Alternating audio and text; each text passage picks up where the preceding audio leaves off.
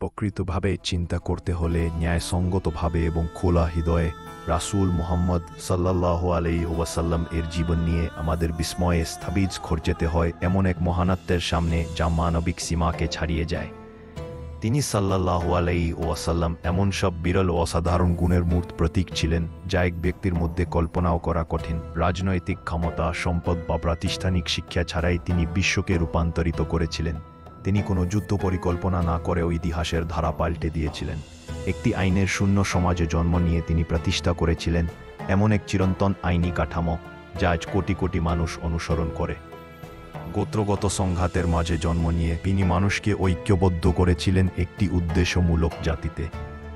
ইনি সাল্লাল্লাহু আলাইহি ওয়াসাল্লাম আল কুরআন এনেছিলেন, ভাষা ও হেদায়াতের এক অনন্ত মহাকাব্য।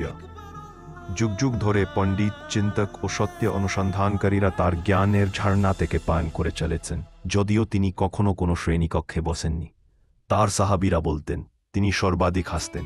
যদিও দুঃখ ও কষ্ট ছিল তার নিত্য সঙ্গী, তিনি বিরাট সব বাহিনীর মুখোমুখি হয়েছিলেন কেবল ঈমান ও অল্প কয়েকজন বিশ্বস্ত অনুসারী নিয়ে, আর তিনি বিজয়ী হয়েছিলেন। তিনি ক্ষমা করেছিলেন সেই শত্রুদের যারা তাকে হত্যা করার ষড়যন্ত্র করেছিল, আর তাদের পরিণত করেছিলেন নিবেদিত প্রাণ রক্ষক হিসেবে। তিনি ছিলেন এক স্নেহশীল পিতা, যদিও নিজে পিতার স্নেহে কোনোদিন পাননি। তিনি আশার আলো জ্বালিয়েছিলেন সেই সময়ে যখন চারদিকে শুধু হতাশা আর অন্ধকার। ইনি বাদশাহ ও সম্রাটদের ইসলাম গ্রহণের আহ্বান জানিয়েছিলেন। এরপর নিজ হাতে জুতো সেলাই করতেন ও ছাগলের দুধ দোহন করতেন।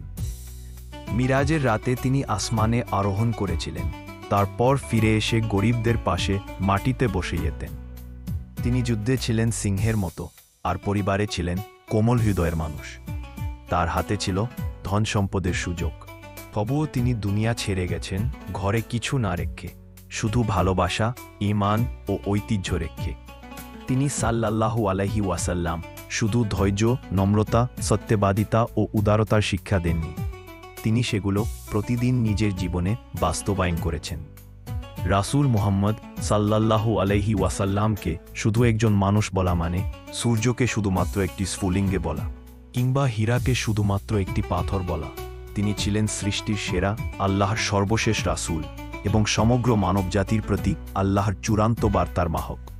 আর তার জীবনের প্রতিটি নিঃশ্বাসে আমরা দেখি কেবল মহানত্বই নয়, বরং এক ইলাহি উদ্দেশ্যে।